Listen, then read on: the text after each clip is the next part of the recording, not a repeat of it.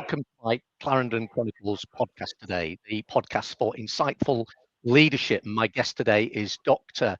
David Cooper. As both a chartered accountant and a chartered psychologist, David is able to look at organizations on a number of different levels, and his perspective spans different dimensions of businesses, which are often separated by functional and organizational boundaries. He is a recognized pioneer in the area of leadership risk, and he's an international speaker on the subject and media commentator as well. He is the author of Leadership Risk, a guide for private equity and strategic investors, and co-author of Rational or Emotional, the Real World of Private Equity, and Managing the People Dimension of Risk. And just to add a little bit of context, Dave and I go back probably more time than I care to remember now, to the time when we both trained at Chartered Accountants Arthur Andersen. I'm delighted Dave has agreed to share his thoughts with me today on my Clarendon Chronicles podcast. Dave, good afternoon to you. How are you today? Hi, Jeremy. Very good. Delighted to be with you. Thank you very much, Dave. I suppose I'll ask the obvious question here. I trained as a chartered accountant, having come from an engineering background, the obvious transition. But you did psychology at university, then became a chartered accountant, and now combine the two. So how does that really happen in real life, Dave? How did you get to that career path? Yeah, it's an interesting question, and you're not the first person to ask that. I mean, look, the first thing to say is that the job I'm doing now, business psychologist, it is the thing I always wanted to do. So although it's been a circuitous path, this was always where I was aiming for. And I suppose it really began at the end of my degree. So we both studied at Leeds, I think. So at the end of my psychology degree, back in the day, at that point, out of all the bits of psychology that I'd been exposed to, the one thing that really appealed to me was business psychology. So we'd done developmental, we'd done neuropsychology, all kinds of stuff. And in the final year, I did this module on business psychology, and I thought, yeah, that's really interesting. That's what I want to do. So I went to the careers office, and I said to the guy, I know exactly what I want to do. I want to be a business psychologist. And he gave me a brilliant piece of advice. Yeah. He said, well, you don't have a chance of doing that unless you know something about business. Right. And he said, why don't you train as an accountant? Yeah. So, I'm a great believer in listening to advice. I don't always follow it, but I thought, yeah, that's not a bad idea. The thing about accountancy is you can do it for 3 years, get a qualification, and then you can do something else. And that was really the plan. So I applied back in those, shows how old we are. Back in those days, I think it was the Big 8, wasn't it? It was the 8, yes. Yeah. So I applied to about 6 of them. Unbelievably, they all offered me a job. And I literally picked Arthur Andersen because you remember the building where we used to work? I do, yes, yeah, very much so, yeah. In Park Square, and I thought, yeah. And I did like the people, so I thought, I'll give it a go. And then after get my qualification, and then I'll come back to the plan. So that's when you and I met. And we went through the exams and everything. And it got towards the end of that 3-year period. And I told our old boss, Nigel, yeah. I said, we used to have these annual reviews. And I said, well, I'm probably going to leave. I want to do some traveling, and I'd like to be a psychologist and whatever. And he said, well, if you want to do some traveling, maybe I can find you a foreign assignment of some kind. And this is where the plan sort of went a little bit off piste, yeah. Quite literally.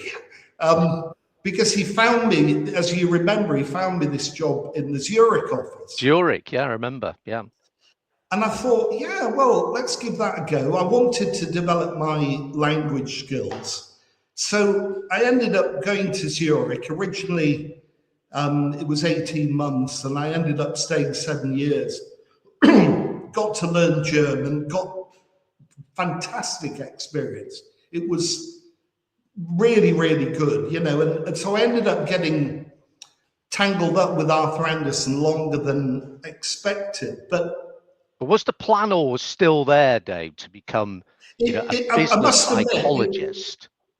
It was kind of in the background, and I was enjoying what I was doing. But I think there were two things that happened.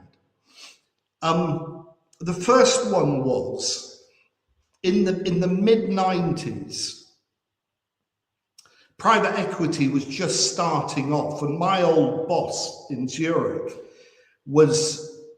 asked me to edit. The thing is, I was the only native English speaker, so if anything had to be written in English, it came down to me. And he wanted to write a little book about private equity and how to write plans and proposals.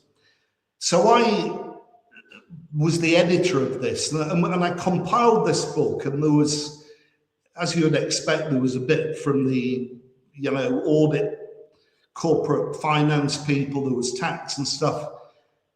And as I got to understand more about private equity, I thought, God, there's a really significant bit missing from this, which is the leadership. The whole basis of private equity hinges on leadership effectiveness.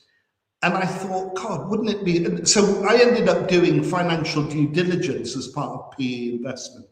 And I thought, wow, this is ideal for business psychology. If you did management due diligence, wouldn't that be interesting? So that got me thinking.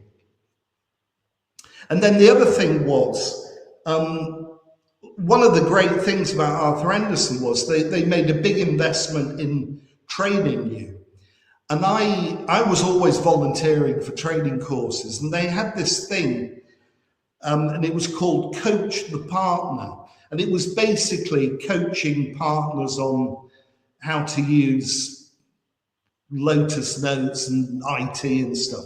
So I did a coaching course, and I thought, come to think of it, I was never meant to be doing this. I think I'm reaching a point. I mean, those two things together kind of gave me the escape velocity to leave Andersen. So I came up with a little plan. So I moved back to the UK. I did my master's in psychology at the London School of Economics, and then I trained with a couple of business psychology firms.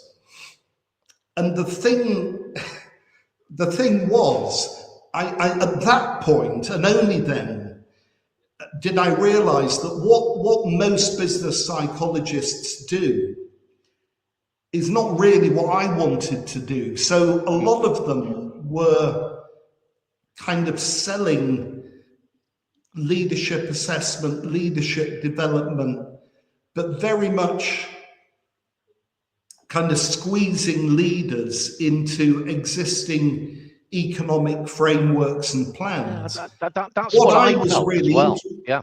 Sorry? That's what I felt as well in terms of how you described it, that in creating your niche, I go back to some of the M&A work that I did from a corporate side, and it was very, I suppose, transactional, very functional. It was, and even going back to the old days, it was do the financial due diligence. If you've got a few loose ends, do a bit of commercial due diligence as well. But the idea that you would do almost management leadership due diligence was completely unheard of at that point. And when you now speak, as you will do more and more, to private equity firms, they all come out with the same response, which is, well, do you know what? We actually back the management team far more than we back the business. And so is that your niche now, Dave? Well, it basically over time, it changed. So to begin with, I was absolutely all about management, pre-deal management due diligence. And that's what, I've got a visual aid here, that's what my book was about. Yeah. The thing that I've become more and more interested in, and where I think the real value is understanding in more depth the psychological experience of leading a business, what it actually feels like. And as part of that, I kind of moved away from doing stuff pre-deal, because the reality is it's actually very unlikely that you put it very well, Jeremy. What tends to happen is you do your financial due diligence, strategic due diligence, all kinds of things. So you build up a pretty clear picture of whether or not you want to make the investment. And then you might do management due diligence at the end. But in practice, it's very unlikely that you're going to abandon the thing just because some psychologist comes and expresses an opinion. I think where I can add, and this kind of service, I think, can add way more value, is once the deal is done, at that point, the leadership team are thinking, crikey, we've now got to actually deliver the plan. Yep. And they are much more open and much more receptive. So it's the difference between informing a yes or no decision at a time when the leadership team are probably going to be a bit resistant, under pressure, short of time, trying to pretend that they're as good as they can be, into a more developmental, post-deal, real, how do we now make this work? How do we create value? How do we deal with the reality of delivering a plan which looks good on paper? And the one thing you and I both know is it's way harder to implement a plan than to write it on an Excel spreadsheet. As you say, that's kind of the easy bit, which is you've got your plan, and everybody has a 3-year plan, because it always seems to happen in year 3, never in year 2. It always happens in year 3. And I think from what you've just said there, Dave, that's the micro bit, that's the internal bit. What about the macro element, Dave? Because you're dealing with management teams and leadership teams now in incredibly turbulent and unpredictable times. Everything's so fast, and the last 5-6 years in particular has demonstrated that. So how do those macro conditions show up in the leadership challenges? So you're working with a leadership team. How do you merge macro conditions into the leadership challenges and make it work? Well, I have at this point, I do just to emphasize the point about just how turbulent and unstable things are. I'm going to try and show you. So whilst you do that, Dave, this is kind of working the VUCA environment. This is working in an environment where you can have a plan on paper, but what happens when in reality we all know that we get unwelcome news and we get things to challenge us. So this is your slide here, Dave. Yeah, so basically what this is an extract from the World Economic Forum. It's called the Global Risks Report. So this is the whole world, and in a way you could, when you talk about macro, this is the reality we all face. And basically you need to look at the colors on this, and this bottom line is the next 10 years. So this is about 1,500 of the top risk experts in the world predicting how uncertain and turbulent the world is going to be over the next 10 years. And the way to interpret this, if you can't read the text, basically the deeper the shade of red, The deepest shade of red is stormy, global catastrophic risk looming. And then it's turbulent, unsettled. The point is, what is almost invisible on the very far right of this, there is a yellow band, which is calm, negligible risk. Yeah. And there's not enough yellow on there to fill a custard cream. So I'm going to stop sharing it. Yeah, so the reality of that slide then, basically, Dave, is that, again, we can all write a fantastic PowerPoint presentation and an investor memorandum, whether we're a management buyout team, whether we're a management buy-in team, whether we are a passive or an active investor. But the reality is, leadership teams are not dealing in theory, they're dealing in practice. And it's stormy, it's turbulent, it's unsettled, and we've got to deal with that. So what are some of the unique pressures? You've been doing this stuff for 20 odd years now, Dave. What unique pressures do today's leaders face that perhaps weren't even visible 10 years ago, maybe even 5 years ago? What are the new things that we as leaders have to deal with? Well, I mean, if you look at it at a high level, so the thing about leadership, it always depends on context. And if you look at this context, in leadership, we talk about a kind of spectrum. And at one end of the spectrum, you're dealing with so-called tame problems. So we've seen it before. We know what needs to be done. We know what levers to pull. We don't really need to debate it. We just tell people what to do and we crack on with it. Now, what we're now dealing with as a result of that turbulence are far more wicked problems. So all the techniques that we had before, all of the solutions we developed before, don't really apply anymore. As a leader, the leader doesn't necessarily know best. You can't use command and control. You need to experiment more. You need to collaborate more. You need to allow the approach to evolve. You need to be willing to make mistakes. You need to be willing to change your mind. So it takes a lot more effort. It's a lot more stressful. There's a lot more pressure on leaders, but it is really important that you match your leadership style.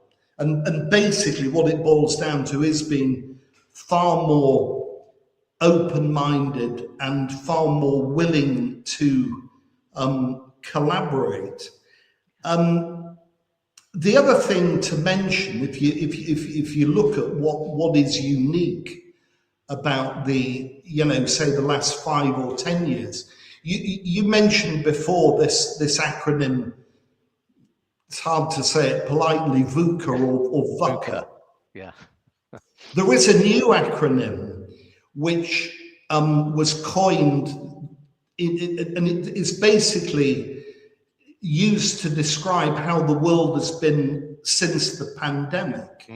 And it's called BANI. I don't know if you've heard of it. I have heard of that, yes. I have. Yeah, and I think for me that captures things a bit better. So for anyone who's not come across BANI, it's brittle. Brittle, yeah. Which means that things can collapse suddenly without, any warning. Anxious. So this generates a lot of uncertainty, triggers anxiety. Non-linear, so that's the sort of butterfly effect. And then the I, which I would argue with, is incomprehensible. And the thing that I would say, I do think that is not a bad way of encapsulating things. If you look at the dynamics behind that, the fundamental problem is it is non-linear. So turbulence does cause all kinds of unexpected things. It's not and because if we try and understand this complex world, using our old tried and tested analytical accounting techniques, it is incomprehensible. And that then makes things brittle, and that drives anxiety. The solution is to find other tools to make it comprehensible. And then you can build the resilience and reduce the anxiety. So let me stop you there, Dave, because if I go back to my experience in private equity and working, I've had 2 venture capital backed organizations as well in my background. Is there not therefore a contradiction in terms where you've just described how you need to be, I suppose, somewhat patient, you need to be willing to make mistakes, you need to be willing to test different things out for the newer kind, let's call it the new world problems, as opposed to the old world problems. And I suspect some of the people watching this podcast will be saying, that's not what I recognize as the characteristics of private equity. Patience, people willing to make mistakes, willing to allow leadership to develop and evolve. They will be perhaps thinking, you know what, my experience of private equity is you get chopped off at the knees if you don't deliver within 15 months. How do you see that? And I guess, how does that uncertainty that you just described affect decision making in the private equity world? Yeah, I mean, you put your finger on something, Jeremy. So if you think about PE specifically, one of the defining characteristics of private equity is it's illiquid. It's an illiquid investment. So what that means in practice, if you look at it psychologically, if you're a private equity firm, you basically have to summon a high level of certainty and conviction. You make a small number of high stakes, irrevocable decisions. That illiquidity, it's not like trading equities on a screen. Yeah. I sometimes in one of my presentations, I've got a picture of a man on a diving board, and you basically have to take a leap of faith. And so the paradox in private equity is, on the one hand, you've got to muster, you've got to build conviction and certainty, you've got to build the confidence to make a really big investment.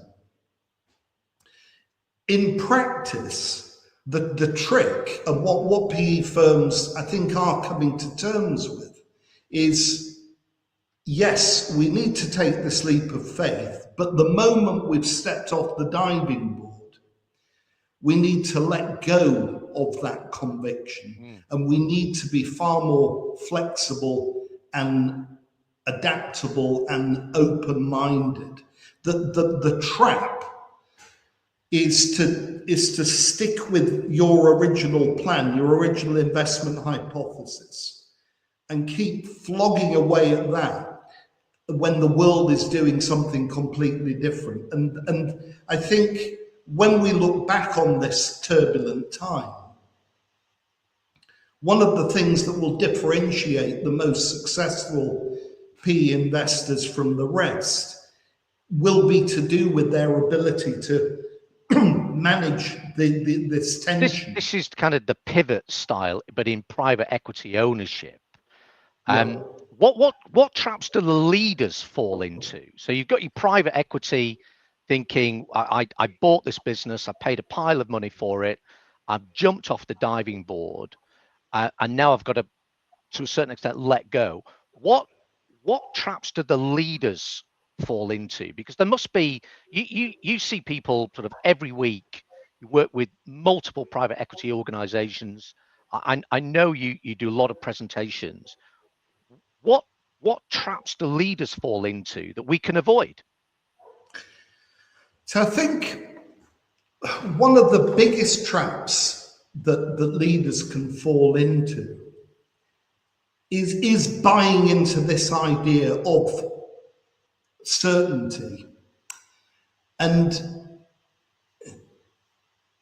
if things don't go according to plan, and they won't go according to plan, is to blame themselves for that. Mm.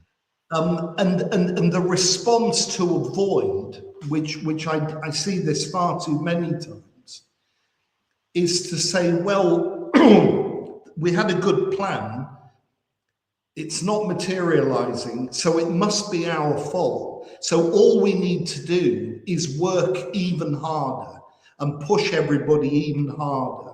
Mm. And you build up this cycle of people kind of doubling down, working flat out. Another thing that can happen is start blaming one another because it's going wrong. And what then happens, and I've seen this too many times in PE, and sometimes it's the GP, the PE firm, that starts blaming the leadership team. And then more and more effort and energy and emotion and attention gets pushed into defending yourself and trying to prove it's not your fault. Yep. So we get this cycle of blame and defensiveness, and all of that is wasted energy, and it ultimately destroys value. And the other thing it does is it destroys relationships, and it undermines trust. And I know you've spoken previously, Jeremy, about the central importance of trust. So that's a little vignette of how it can go wrong, and often does go wrong. And you will have seen this as kind of, I saw it in one of my experiences as well. You quite accurately described what was going on. It wasn't because any of the people or the organization or the business model. It wasn't the fact that any of those were fundamentally, that they weren't fundamentally bad people. It wasn't fundamentally a difficult investment, but it didn't take too much to put things out of sync, as it were, in that kind of environment. And if it's slightly overpaid for the business, if the timescales are slightly shorter than perhaps the norm, you can bring lots of issues out. So a couple of other things in terms of traps. I know you've talked about your book and leadership risk. What does that actually mean? And what do things like, when people mention gut feel and interpersonal chemistry when influencing deal success, what does that mean as well? So, risk, gut feeling, chemistry, what are the things that can go right and wrong in those areas? Well, just in terms of leadership risk, this is based on the idea that, if you are a PE investor, the natural thing is to think we need to assess leadership. You really need to assess leadership risk, which is the link between how leaders think and behave and what creates and destroys value. So leadership is not the end point. The end point is, have we made any money or this? So it's kind of to do with having more focus on the links between leadership, the outcomes of effective or ineffective leadership. So that's kind of what it's to what extent does leadership create or destroy value. So in terms of things like, if I look at gut feel and interpersonal chemistry maybe separately, gut feel is really useful. So, before we were talking about the incomprehensible, and the idea that you have to expand. So instinct and intuition can be really, really useful in terms of allowing you to see things more holistically and look at how things are connected. If you rely on analysis and numbers and quantification, that's all about pulling things apart and breaking them down. What you need to do is stand back and see the bigger picture. And the great thing about instinct and gut feel if you use it properly and understand it, it means you can integrate things which are not quantifiable, but which are really important. So you're bringing more variables into the equation. So that's really good. The thing about you, but you often hear gut feel in relation to interpersonal chemistry. So a common approach to leadership due diligence is something like, we'll go out for dinner with the management team, and I'll rely on my investor's instinct to see whether they're a good leadership team or not. Now, the problem with that is more often than not, it's to do with, do I like them or not? You know, do I like going for dinner with this person? That is not a reliable predictor of whether or not they're going to successfully lead the business. So I think interpersonal chemistry, coming back to the thing of trust is important. Do I trust this person? Are they going to be open and transparent with me? Really important questions. Do I like them, or are they like me? Less relevant, you know. So I think that's a really important, because I mean, I used to probably the reason I think there was some judgment in this, in that I think this is where people sometimes go wrong in interviewing and appointing leadership candidates as well, is that you can have that kind of confirmation bias around, well, you're like me, therefore we'll get along great, and therefore it's going to be a great match and fit for the organization. When in actual fact, what you might want is somebody who's completely the opposite to you, who you might not particularly like, and you might not want to talk about the football or the cricket or the rugby with. But actually, in and around a boardroom situation, that person can be exactly what the organization needs to provide that different kind of leadership. And I think a lot of leadership candidates now can perhaps dwell on that, around what do I need, as opposed to what do I like. And if I kind of add another question onto that, Dave, what quality or qualities do leaders need now in our times of uncertainty? Because going back when I started in corporate world 30 odd years ago now, I look at the composition of the board in my first organization, and it was basically a collection of decent people who had lots of experience in that particular industry and organization, all of a similar age and all of a similar background. What qualities, if you're putting together a board, a leadership team, what qualities do you believe leaders need now? Well, I think the first thing to say, I'm going to give you a handful of I think, very important traits and qualities. But the caveat is, it's always going to be important to look at the specific business and the specific investment hypothesis, and think there will always be particular skills and qualities which fit with that business. But behind that, I think there is a sort of basket of general qualities which are always going to be useful. And at the top of the list, I would have to put resilience and stamina. So the ability to withstand surprises, disappointments. The thing about resilience is, yes, it is partly to do with being able to bend when the wind blows hard. Another element of it, though, is having foresight and being able to notice when things are about to go wrong and hopefully course correct. But I would definitely put that top of the list. Self-awareness, critically important in leadership. Versatility and the ability to change priorities on a sixpence, if you like. Mm. So not being overly rigid, being able to say, yeah, when I woke up this morning, I was thinking I was going to do that. Actually, we will need to focus on this.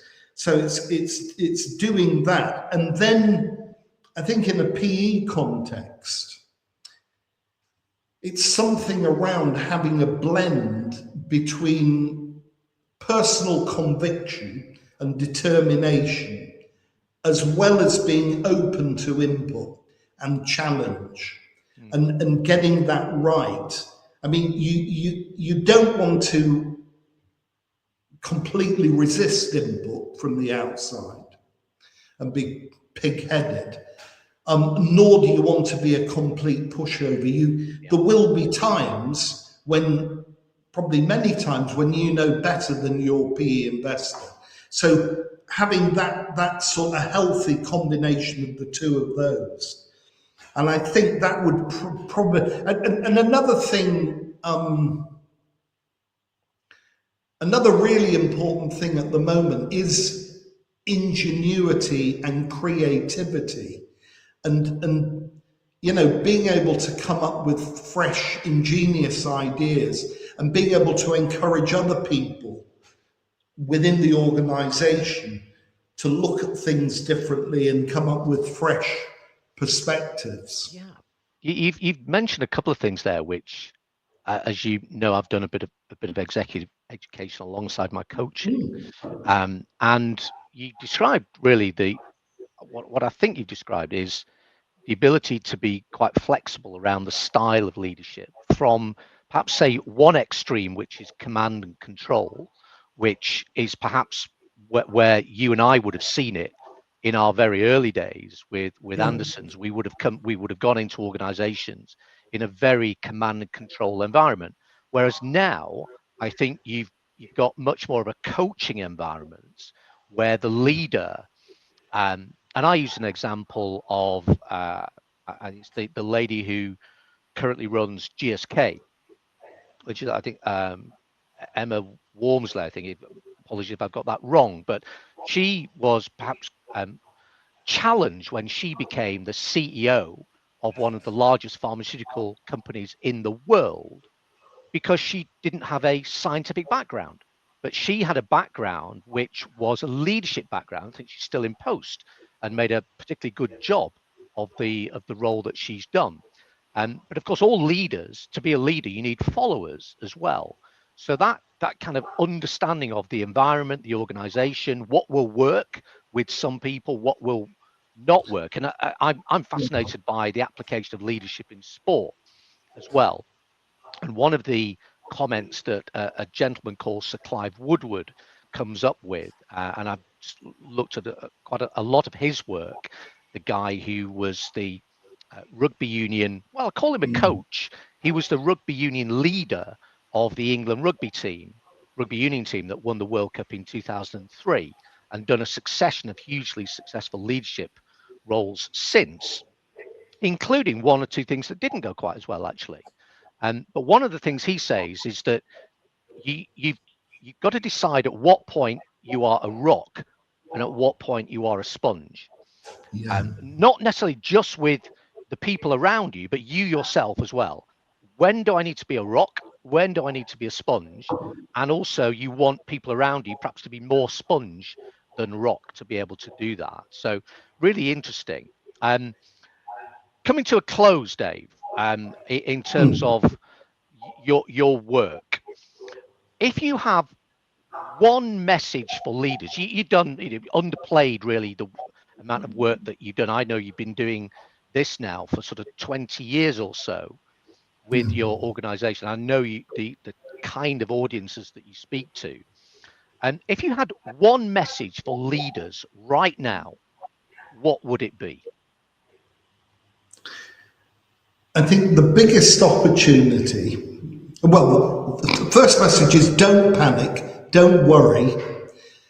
But I think the most important thing is look critically at the agenda and the workload and radically trim it down. So there's a lot of emphasis in PE on must-win battles, and I think there are too many. So find the battles which you don't have to win and forget them. Constantly clear the decks. Don't work so hard. Make more time to stop and think and reflect and collaborate. So beware busyness. I think that's a really important point for the non-executive world as well. And I frequent that world now, and what I see with leaders is, again, I what I want to see is clarity of thoughts. I don't want to be swimming in the weeds. I want to go away, metaphorically driving away from the car park, knowing that my leadership team, my executive leadership team, when I'm a non-executive, I need to be thinking they're on it. They know what the big issues are. I don't want them to be swimming in the minutiae of the detail. I'd like to know that I think you're on top of the detail, but I also think I'd like to know that you know what the top three things are. And I think I sometimes look at politics like this as well and think, how did you decide that this was one of the top 5 things to do today in whatever party you choose to vote for?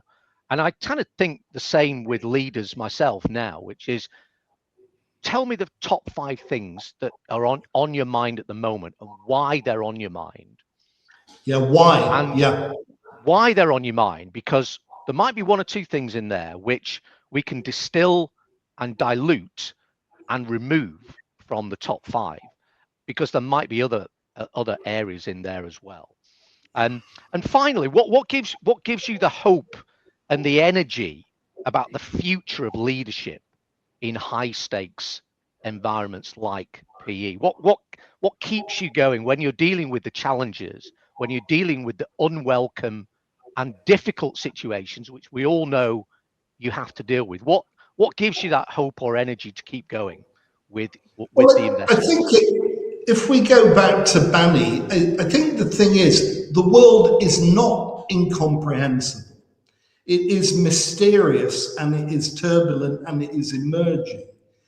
But there are opportunities to find different ways of looking at things, ways of understanding in more depth than we would have done previously. So human beings are innately adaptable, ingenious.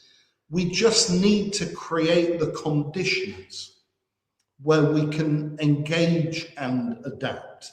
So I definitely think there is hope. I think the old economic paradigm is being shown up for what it is, the limitations of that way of looking at the world. And I'm not saying we need to abandon it, but we need to find other points of triangulation. And if we do that, we will get through that. And in a turbulent environment, there are always opportunities as well as threats. It's not all bad. It's just surprising. It feels like an enormous challenge that we've all got. Dave, just remind me of your book, which you flashed up on the screen a little bit earlier. This is your self-authored book. Leadership Risk. It's still available on Amazon. I mean, this is pre-deal, but I'm not. Thank you for the opportunity to plug it. But the other thing to say, Jeremy, is I continue to develop material. I don't publish as much, but I'm always out and about giving seminars, giving talks, sharing my thoughts. So I will not, and I continue to do research in this area. I must admit, I do love, this is my dream job. Going back to Leeds University, I've managed to create the job which I always wanted to do. Well, if in doubt, what do you say about finding, the best the best business opportunities are the ones where you see a problem or you see a gap and you go ahead and fix it, and then you've got your own unique model. Dave, thank you so much for doing. I know you and I could speak all day on a whole range of issues, but thank you so much for sharing your insights into leadership, your work with private equity investors. If anybody needs to contact you, Dave, how do we do that? And do we find you on LinkedIn? Do we find you on your Yeah, website? it's Dr. David Cooper on LinkedIn, and cooperlimon.com is my website. Cooper Limon, and the Limon is Limon. So Cooper Limon Moen, is the yeah. website. So Dave, thank you so much again for your time today. I shall look Thank forward to you. having more and more conversations offline with you. And if anybody needs to contact Dr. David Cooper, we've just given you all the details, and we'll hopefully be able to put you in place. If anybody wants to contact me to get through today, please do so. Dave, thank you so much once again. Thank you for joining my Clarendon Chronicles podcast, which is the Insightful Leadership Podcast. Bye for now.